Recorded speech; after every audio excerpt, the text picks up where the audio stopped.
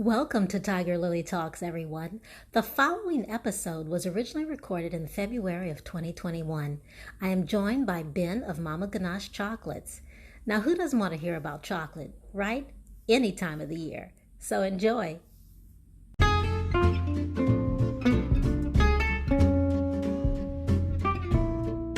Welcome to Tiger Lily Talks. Today, my guest is Ben of Mama Ganache Artisan Chocolates. Ben, thank you so much for joining me today. What inspired you to become a chocolatier? Thank you so much for having me. It's a pleasure, and I'm happy that you reached out. When my dad called me up and said, "Hey, there's this local chocolate company that's for sale," I thought about it for a while, and I decided to pull the trigger. I thought it would be fun to go into business with my family and my dad. My dad has an MBA, and he's been a small business guy his whole life. He worked with his dad, my grandpa, and we pulled the trigger. So as far as my culinary experience goes, like in the kitchen, I had next to nothing. I learned everything from how to temper chocolate to making a ganache to a bonbon, making marshmallow, all that stuff. Just, through teaching myself, YouTube, that kind of thing. It wasn't until 2016 to where I kind of looked at myself in the mirror and thought, if you're going to do this, Ben, you got to go all in. We got to go to New York for this chocolate conference. I visited a dozen different chocolate companies. And I talked to a couple different chefs. And, they said, if you're going to do this, Ben, you got to go all in. You've got to read. You've got to go to culinary school. You should probably get some restaurant experience. And I said, okay, let's do it. So I applied to a culinary school in the San Francisco Bay Area. That was I went for 6 months. It was January 2016 through July. Well, the beginning of July, just through the end of June. Very intense course, very fast paced. I got my butt kicked, but that's the whole point, right? It was Monday through Friday, 8 a.m. to 3 p.m. every day. So that's kind of the short story of how I can go on a little bit after that, but I know we have a little bit of time constraint. I did have an opportunity to work for a Michelin star restaurant in San Francisco for a little bit. I got my feet wet and got some experience doing that, and was kind of ready to get out of the city. I'm a small town guy, was kind of tired of the rat race and wanted to figure something else out, and kind of right place at the right time again with Mama Ganache. I have a friend who's an attorney here in San Luis Obispo. Emailed me an article that was in the newspaper that Mama Ganache was for sale. I've got family up and down the Central Coast as well, and I love it here. So we were the fourth group, I think, to interview with Tom and Eve, the previous owners. And I think they had a lineup of 12 people. And after they talked to us, they said, these are the ones we want to sell to. We don't need to talk to anyone else. So, that's a 5-minute 5-minute little summary of how I got into the chocolate world. I love your story, Ben. For our listeners, it is so inspiring because Tiger Lily Talks is about people following their passions. So it's a wonderful story for people to listen to and learn that you followed your passion, but you were also dedicated to it. You had to put the work in as well. And you are definitely reaping the benefits of that hard work and your passion. So great story for us to start off with. Now, what are your best selling chocolates right now? That's a good question. That's a very good question. We've got a large menu. That's something that used to be larger. One of the first things I did when I came to Mama Ganache was shrink the menu a little bit.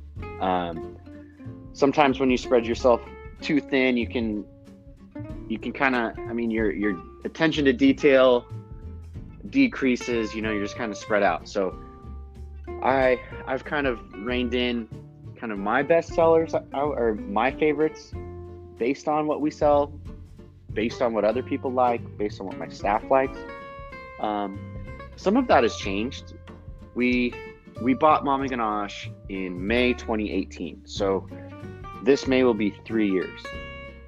And it's been a learning experience to say the least. But something that I've noticed is that our vegan confections right now are extremely popular. So we do everything from a vegan caramel to a vegan truffle collection. Overall, our classic truffle collection is our most popular item sold right now on our website. But we can go into finer details as far as like which single truffle in that box is the most popular. That's a tough question. I bet. And it sounds so good. It's mouth-watering as you're explaining it. I am a chocoholic. So I could literally put chocolate on anything and just love it. So that is very interesting to find out about what are your best sellers at this time. Now, what's your process for developing new combinations? That's a good question too. I don't do that very often, especially from the months, let's say November through late March, maybe early April. That's the busiest time of the year for us. If I have a new combination that I want to try, the summertime is a good time for me to do some R&D. I've got a variety of, hundreds of wineries in this area, from Paso Robles down all the way to Santa Barbara. I've been able to do some cool wine and chocolate pairings. I've already tried to reel in our menu a little bit, so I'm not really I'm not in a place right now to where I want to make a bunch of new products or a bunch of new flavors. I've got seasonal flavors for sure, don't get me wrong.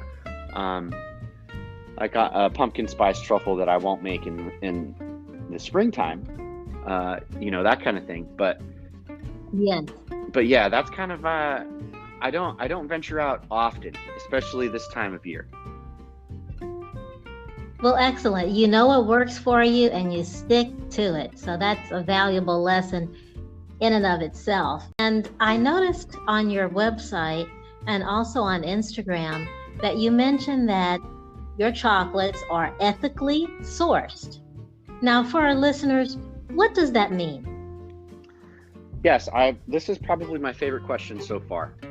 The chocolate industry has some bitter undertones to it. It definitely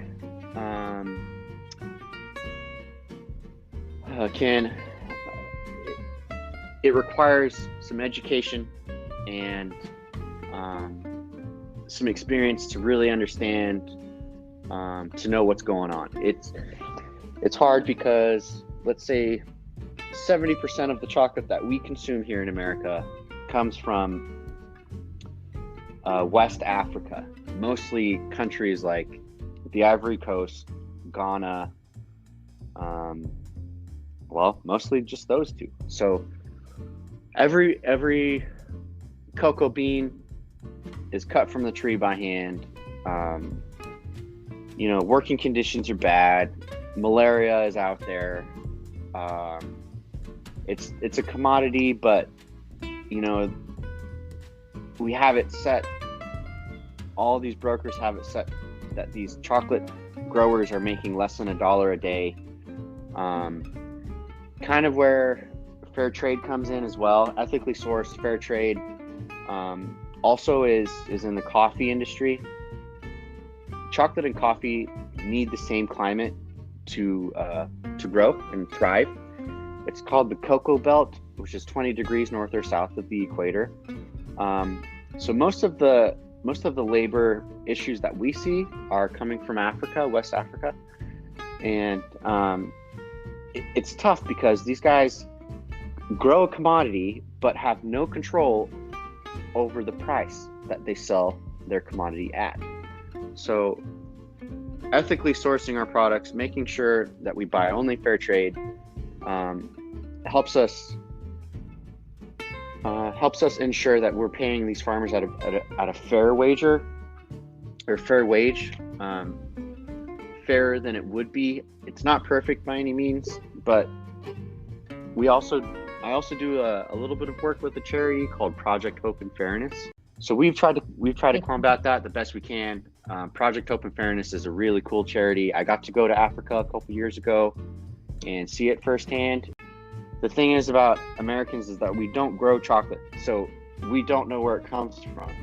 We don't know how it's processed. We don't know what it takes to get a chocolate bar. There's a lot of labor in it, and they're not being fair. They're not being paid fairly. So even their kids are forced to work. So every time you go to a movie theater or grocery store, you see a chocolate bar, think twice about where it comes from. If you buy a chocolate bar like that, you're mostly eating, something that is being produced unfairly, something that we wouldn't want to support. I would bank on, I would guess, if you knew what was going on. So that's why it's important to us.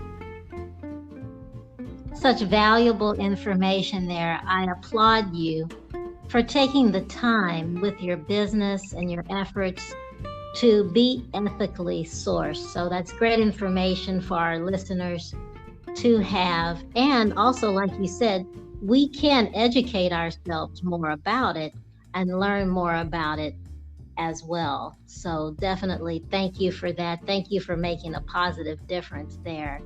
Now, Ben, how can our listeners get in touch with you at Mama Ganache Artisan Chocolates?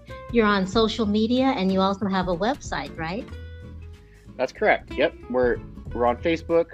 We're on Instagram.